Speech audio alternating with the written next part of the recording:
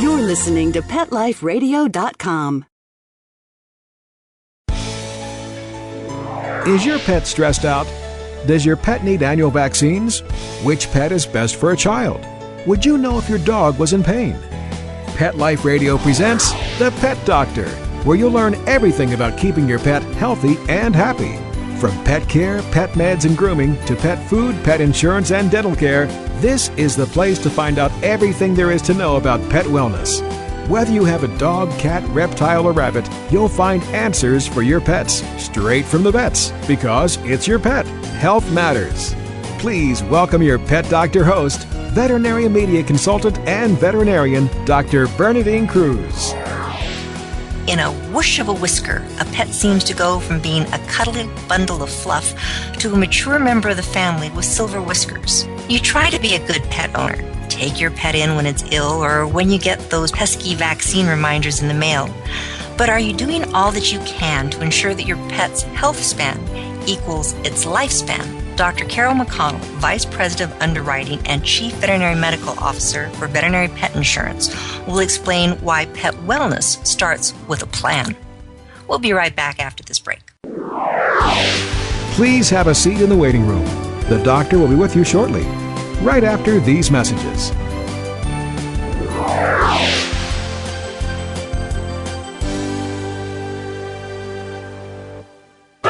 It's time for school for you and your friends, your furry best friends. Train your dog the fun and easy way with Teacher's Pet Sessions. Teacher's Pet host Pia Silvani teaches you step-by-step how to train your dog the fun and easy way. You get 8 30-minute live audio training sessions, complete transcripts of each session, plus a basic training manual to get you and your dog off to a great start.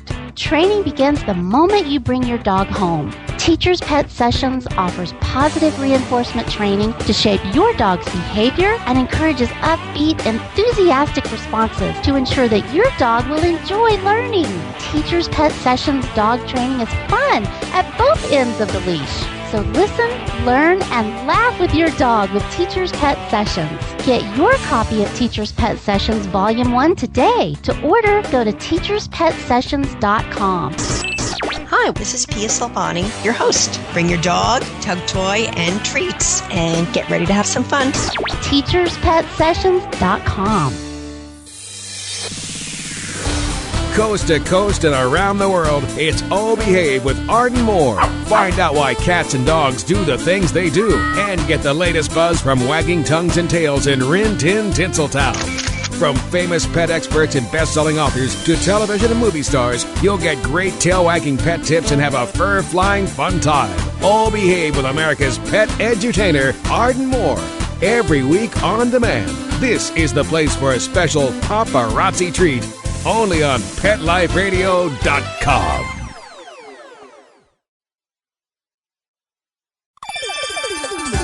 Let's talk pets on PetLifeRadio.com.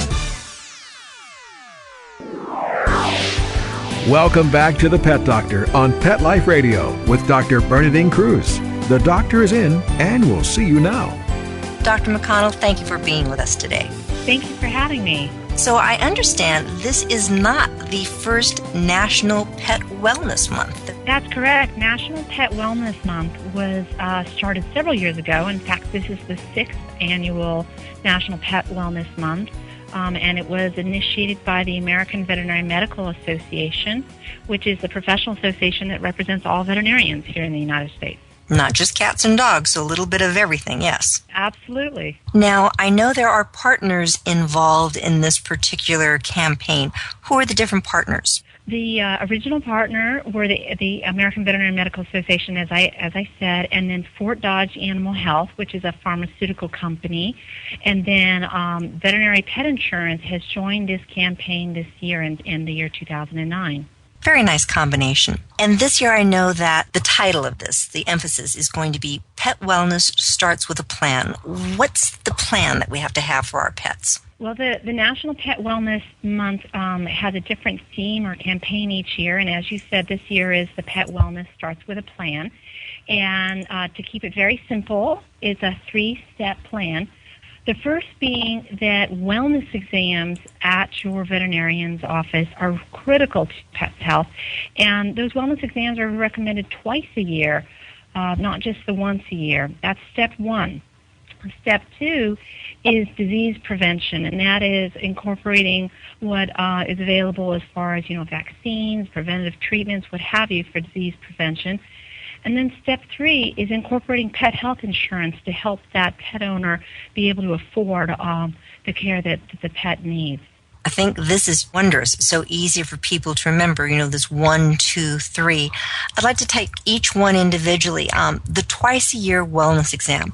Sometimes I have the hardest time. A client calls and I just need to have my pet's vaccines done. Okay, it's been a year.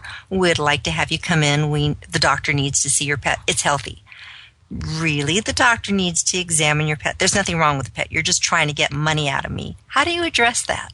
Well, actually, it's really interesting you say that, Dr. Cruz, because I have a smile on my face, and as a fellow practitioner, I have experienced what you're describing. I think what pet owners need to understand is, as a veterinarian is in the exam room with the pet on the exam table, and they're running their hands over the animal, there is a lot that goes into that. They're not just, scratching behind the ear and keeping the pet entertained up on the stainless steel table. There's actually quite a bit of an evaluation going on. And the sensitiveness of the veterinarian's fingers are feeling things under that pet's skin, and actually feeling the surfaces of organs, what have you, in the abdomen, looking, deep within the eyes, that kind of thing. So there's a lot more that goes on to just going in for the vaccine. That examination is the key to your pet's health in the future.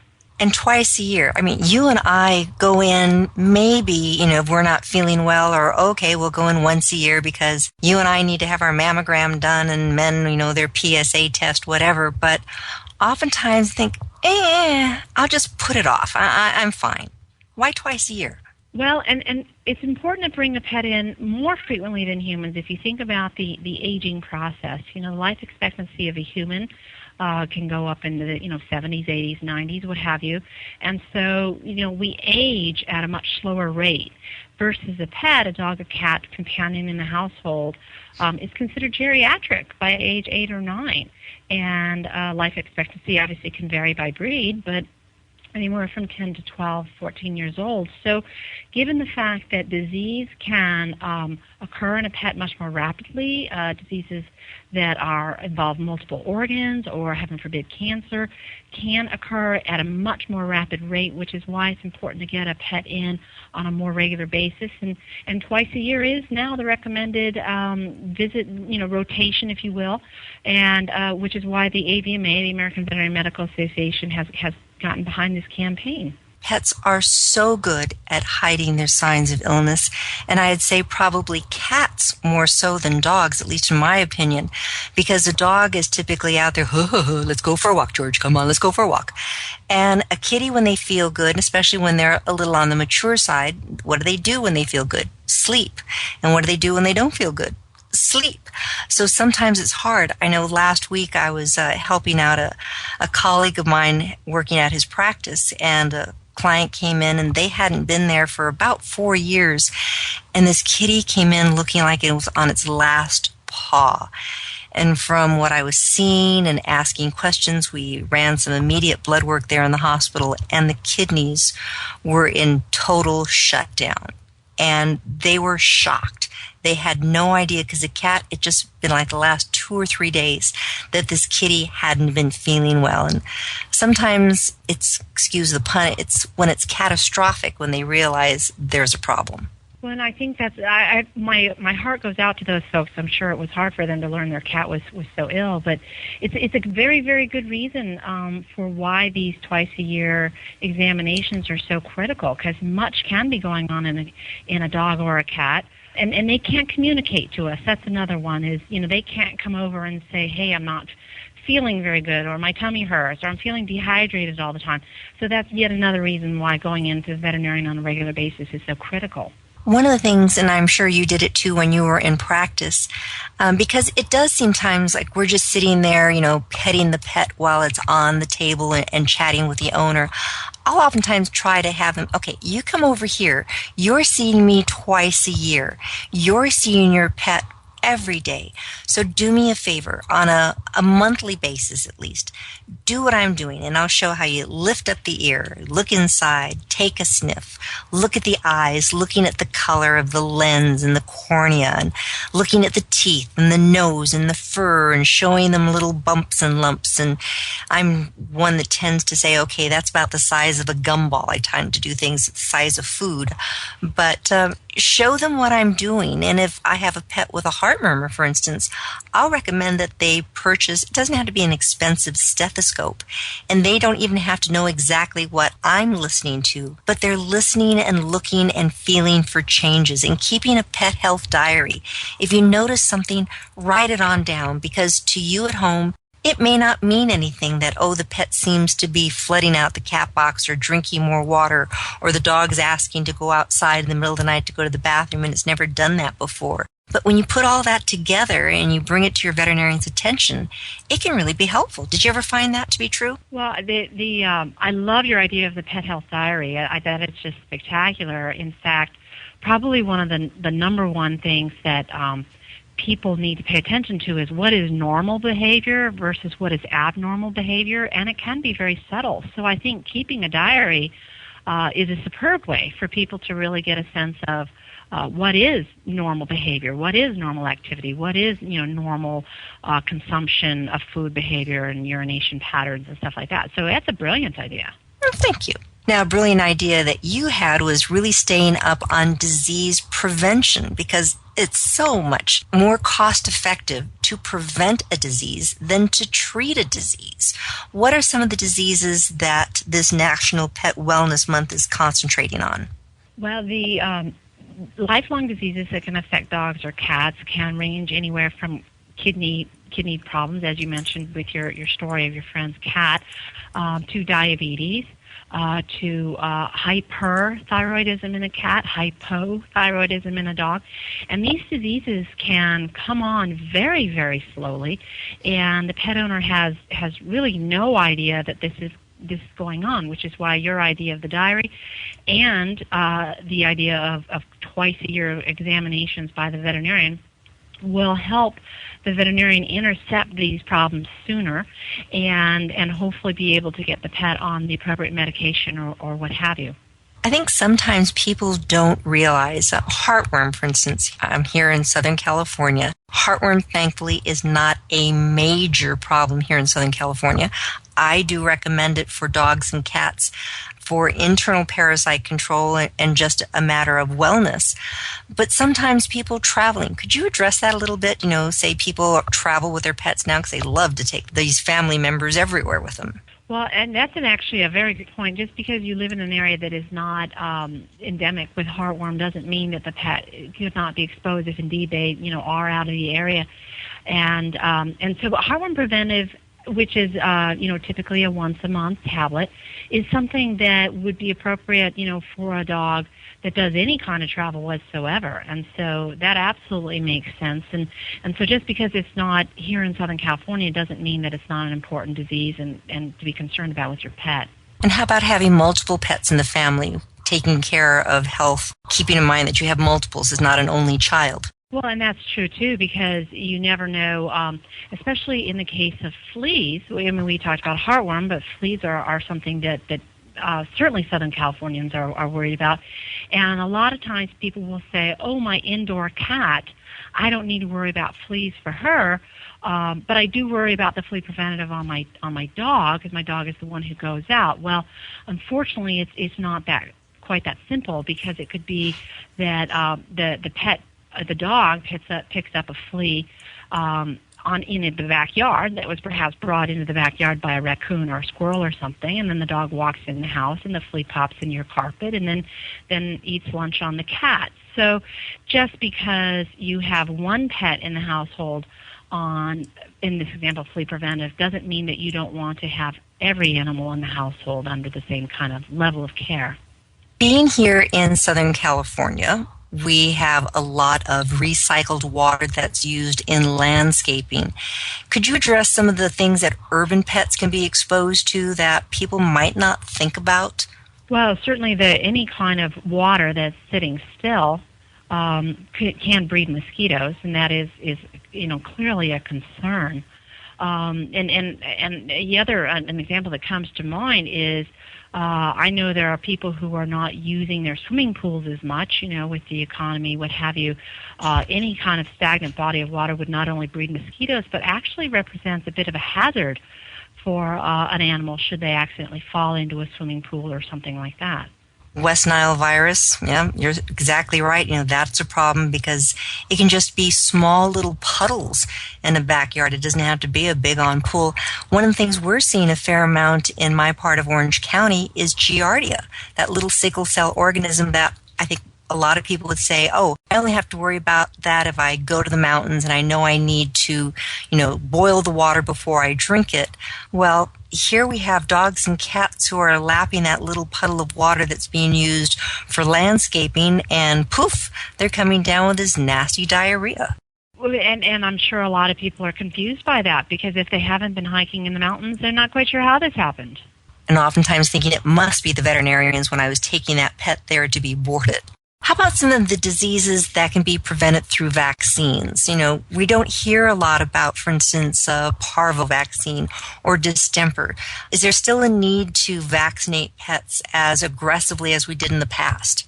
Well, we get asked that question all the time as a pet insurance company. People will ask us what is the appropriate vaccination protocol for their pet. And the way our wellness products are created is so that they can have a bucket, if you will, of benefits available for vaccinating upon the recommendation of their individual veterinarian. And that is something they'll need to work with their veterinarian on effectively a customized vaccination protocol for their pet, what is appropriate for that pet's environment. Very important. Well, we're talking right now with Dr. Carol McConnell. She is with Veterinary Pet Health Insurance, and she's also been talking about the National Pet Wellness Month that is ongoing. We'll be right back after this short break and talk about pet insurance, of why pet insurance is so integral in keeping your pet's health span equal to your pet's lifespan. We'll be right back. Please have a seat in the waiting room. The doctor will be with you shortly, right after these messages.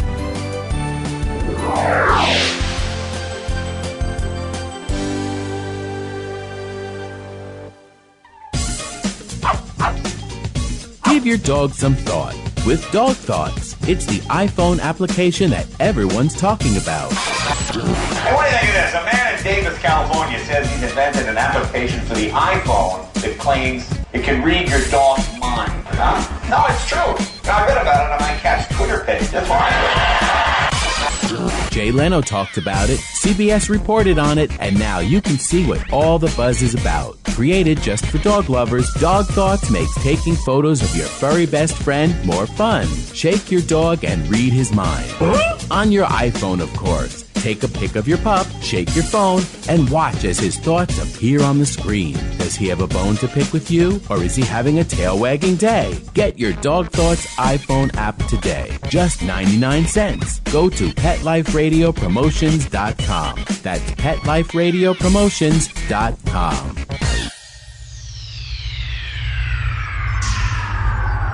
Greetings, humans. What planet am I on? Welcome to Pet Planet. Here's a copy of Pet Planet Magazine, Florida's most informative and fun pet resource magazine. It features heartwarming stories and informative articles from local and national pet experts. Excellent. Pet Planet Magazine offers Operation Planet Rescue, helping rescued pets find new homes. And it's available at 500 locations in South and Central Florida and 24/7 on the internet at PetPlanetMagazine.com. If you're out and about with your pet, you may be featured in Paparazzi, candid pictures of you and your pet. For up-to-date pet-friendly events, activities, and pet-related services and products, Pet Planet Magazine is your final destination. I shall take this magazine home with me. Back to your home planet? No, to my condo in Boca.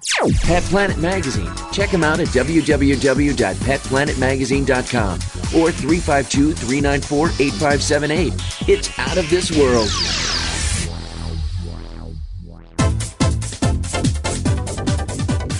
Hello! I'm Deborah Wolf, and I'm inviting you to my animal party on Pet Life Radio. The dress code? Come as you are. Pajamas, a tux. You can even go naked like your pets. Unleash your party animal at my animal party. Guests you know from Animal Planet, TV, radio, the news, and bookstores will be joining me. And that's because after I won Best Pet Radio in America from the DWAA, I got my paw in the door and I met a lot of amazing people. And the best of the best are going to be coming to the party. They're coming to party with us. So join us at the animal party. Don't miss the party. Every week on demand, only on PetLifeRadio.com. Let's talk pets. Let's talk pets On Pet Life Radio. Pet Life Radio. PetLifeRadio.com. Welcome back to the Pet Doctor on Pet Life Radio with Dr. Bernadine Cruz. The doctor is in, and we'll see you now.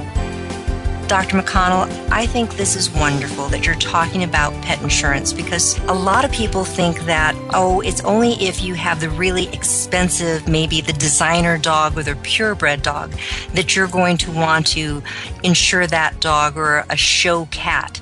Veterinary pet insurance, I know, has been around for a while. Tell us a little bit about what pet insurance really is. Sure. Veterinary pet insurance has been insuring pets over 20 years here in the United States, and as your assumption is that it's purely for the purebred dogs, but what we find is actually a significant number of the diseases that we know from our data are actually things that affect any dog of any breed, and that's true for cats as well. Examples are probably, one of the most common things we see claims on is ear infections. And ear infections can affect a dog pretty much of any age, of any breed, and that's also true of cat-type diseases as well. Something, like kidney failure, which we were talking about a little earlier in our conversation here, again, can affect a cat of any breed. So pet insurance isn't just for specific animals, but is appropriate for animals of all breeds and all ages. There is so much controversy right now about pet insurance, national health insurance for people. And I can imagine there's some people listening to this going, oh no, all I have to do is get involved in some type of managed care program for a cat or dog, somebody telling me what I can and cannot do. How does pet insurance correspond to human health insurance? Is it the same type of a monster? Actually, it's an excellent question to ask, Dr. Cruz, and they're completely different animals, if you will. Pet insurance is actually a form of property insurance, which may seem a little bit strange at first, but if you go back into our agricultural-based society of over 100 years ago, when the law books were written, animals by law are property.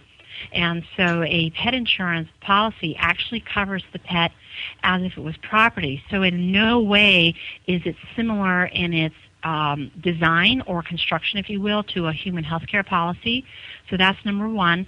Number two is the pet owner is free to use any veterinarian they'd like at their discretion. It's not a matter of the veterinarian choosing to accept or not accept the insurance, and that's because all decisions about the pet are made between the pet owner and her chosen veterinarian, and then services are rendered, and then the bill is paid, and then the paid invoice is sent to us, and we reimburse off that paid invoice. So again, we don't care who you use as your veterinarian. We don't examine details of what treatment was given or not given or what have you. We reimburse purely off of that paid invoice. Now, I know that there is a kind of preventative coverage and then there's medical coverage. How are these varying? The veterinary pet insurance design is that we have what is called a base medical plan. And that base medical plan is very broad coverage. It covers 300 to 400 diseases that are in the arena of accidents, injuries, advanced diseases, or very short-term diseases, like I said earlier about ear infections. And that is our base medical plan. To that a pet owner at their option can add a wellness rider, is what the insurance term is. It's just a supplement, if you will. So to that base medical plan, which covers the sick care needs of the pet, they can add an optional well care rider, and then that would help them with reimbursements towards their twice-a-year wellness exam, the vaccine protocol that they decide on or customize with their veterinarian, the heartworm preventive, the flea preventive, that kind of thing. So it supplements the sick care quite nicely, and it's very popular. Most people do pick up the well care supplement. Some people would say, well, this is really nice, and I know there's quite a few different companies that are now offering pet insurance. But, I'll just save the money. If I run into a problem, my pet's been really healthy, I'm just going to open up a savings account for my pet. How would you address that type of an answer? Is it a good idea just open up a savings account, or why would pet insurance be better? Well, if someone opens up a savings account, that's a fabulous idea, and hopefully they will have the discipline to keep it well funded and not dip into it, because certainly the point would be to have the money available when the pet's need arises. Little bit of a hiccup if there's a problem with timing. For instance, if someone starts a savings account and they very judiciously intend to put $30 a month in that account, and then unfortunately if the pet becomes sick or injured only 2 months later, well, they only have $60 in the account. So in principle, savings accounts should work, again, given the assumption that a pet owner is disciplined and they keep that account well funded. But also you run into that issue with the timing. The same $30 a month could go to an insurance premium, and that insurance premium would be there for any kind of accident or injury 2 months later. Dr. McConnell, you mentioned ear issues, and that is so common, and oftentimes it seems to be a recurring problem because too often it's due to things like allergies. I know in human medicine, if there is a pre-existing problem, it's like chalk it up. You'll never be covered for that. If an animal, for instance, has a pre-existing problem, can they ever be free for a period of time before they say, okay, yes, that can now be covered? Yes, and yes. So pre-existing conditions are something that the pet has, before the insurance policy was ever in place. And the analogy would be, say one got in a fender bender with their car, and then they changed insurance company 6 months later and went to the new insurance company and said, oh, can you help me with this old damage? They're going to say, oh, no, that was pre-existing. We're not covering that. So the principle of not covering pre-existing conditions is not unique to pet insurance or human health insurance. It exists in any form of insurance. It's like you can't call up and ask for insurance in your house after the house is burned. So the principle is very, very sound across all insurance policies. What you're mentioning, your second half of your question, is if the pet has a disease that is transient in nature and can be resolved and completely cured, can that pre-existing condition or notation, if you will, be removed from their policy? And the answer is yes. If indeed it's something that the pet had, like an ear infection, and it was treated appropriately, and upon recheck appointment, the ear infection is absolutely clear and gone. And then if the pet continues for 6 months without any recurrence of that same ear infection, the pet owner can ask us to remove that pre-existing condition off of the pet's records with us. Another good reason why you're saying going in twice a year for these wellness exams, because you can stay on top of problems that can recur, but if you're vigilant, you can get it under control. That's marvelous. How about experimental? We know that in human medicine, again, maybe you have something as horrible as cancer, and okay, your doctor says, yes, there is this new experimental technique that is just being tried. I've heard marvelous things about it. I think you'd be a perfect candidate. And then you talk to your insurance company and they say, nope, this is experimental. We can't cover it. Will, for instance, veterinary pet insurance, if an animal were to have something like cancer, is, number one, cancer covered, and experimental procedures, are they covered? So to answer your question about cancer, yes, cancer is covered in our base medical plan. and the breadth of cancer that can occur in a cat or a dog is indeed covered. We also have something called a cancer rider, and the rider is the word I described earlier, meaning it's a supplement, if you will. And for a pet owner who's concerned about that, they can add the cancer supplement to their base medical plan. As I said, the cancer coverage is already in that base medical plan, but the cancer supplement brings the benefit levels to a little higher denomination. So that is available, and yes, we do cover cancer. The other part of your question was experimental treatment. Now, experimental treatment, it depends on the veterinarian and who has access to that or what have you. Again, we don't get involved in treatment protocols or decisions that are made between the veterinarian and the pet owner. We allow all of that decision-making, all of that conversation to occur between the pet owner and the veterinarian.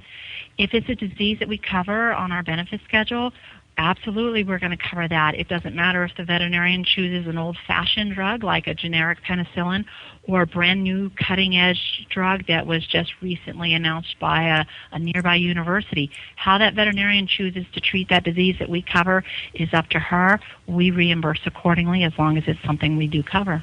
So a question, I wonder if veterinary pet insurance has thought of sending your model to Obama and letting him know this is working, really. It's working very well. They might want to adopt it in the human arena. Well, and I'll tell you that's very entertaining, and it makes me immediately think of their Portuguese water dog, which is the new family member there in the White House, and that Portuguese water dog would certainly be an appropriate candidate for a pet insurance policy. I wonder if it's insured, because I think today is actually Bo's birthday, if I remember correctly. Oh, well, happy birthday to Bo. Yes. Now, we've been talking about cats and dogs. Veterinary pet insurance, does it cover other species? We do. We have policies that cover avian and exotics, and when I say exotics, it's pretty much the role of pocket pets, if you will. So hamsters, pet rats, rabbits in the household, birds. There are some very, very expensive exotic birds that can be have very high veterinary needs at veterinary clinics, and so we do have policies that cover the whole array of birds and pocket pets and even reptiles. Well, it may sound funny. A colleague of mine here in Southern California is an avian specialist, and I've always marveled because his previous claim to fame was being able to spay a little parakeet, and the parakeet survived. So he says, oh no, he's gone beyond that. He had a finch, which is an itty-bitty little bird, that had a testicular tumor and could not walk. So he removed that testicle, and because it was putting pressure on a nerve going to his little leg, when the pressure was removed, now the little finch was able to perch and walk again. It's like, oh my goodness. So if it had pet insurance, I'm sure that would have been covered. It would have been covered, and that is an adorable story. I did not know that surgery could be done on a testicular tumor in a finch. That's a wonderful story. And it lives. That is the best part. Yes, that's wonderful. If somebody wanted to learn more about the National Pet Wellness Month, where can they go for information? Sure. The National Pet Wellness Month has a website, and it is the initials N like national, P like pet, W wellness, M month. So npwm.com. And there's information there for pet owners who want to learn more about the National Pet Wellness Month. Well, we've been talking today with Dr. Carol McConnell. She is with Veterinary Pet Insurance, who is one of the co-sponsors of National Pet Wellness Month, the 6th annual. It's also co-sponsored with the American Veterinary Medical Association and Fort Dodge Pharmaceuticals. This is really a three-pronged way to make sure that your pet stays as healthy as possible, as long as possible. So number one, twice-a-year wellness exams. Even though your pet looks healthy, seems happy, get it in. Make sure. Have your veterinarian show you what you can do at home so you can continue these exams on a more personal level during those times when you're not seeing your veterinarian. ways of disease prevention, preventable diseases, external, internal parasite control, and then also, very important because you want to be able to pay for the miracles of veterinary medicine, and that's having pet health insurance. So if you have questions about your pet's health, best person to ask is always going to be your primary care veterinarian. If you have another question or you're not getting the answers that you think you need, you can always contact me at the Pet Doctor at PetLifeRadio.com. I'll very happily answer it. So thank you very much for listening. Dr. McConnell, thank you for being with us today. Thank you for having me. This has been a delight. Good, thank you. Well, please tune in again next week where we'll have more information to make you the best possible pet owner that you can be. Thanks for listening. Pets can be a wonderful addition to your life. Keeping them healthy and happy is important. Pet Life Radio presents The Pet Doctor with veterinary media consultant and veterinarian Dr. Bernadine Cruz. Whether you have a dog, cat, reptile, or rabbit, you'll find answers for your pets straight from the vets. The Pet Doctor, on demand every week, only on PetLifeRadio.com.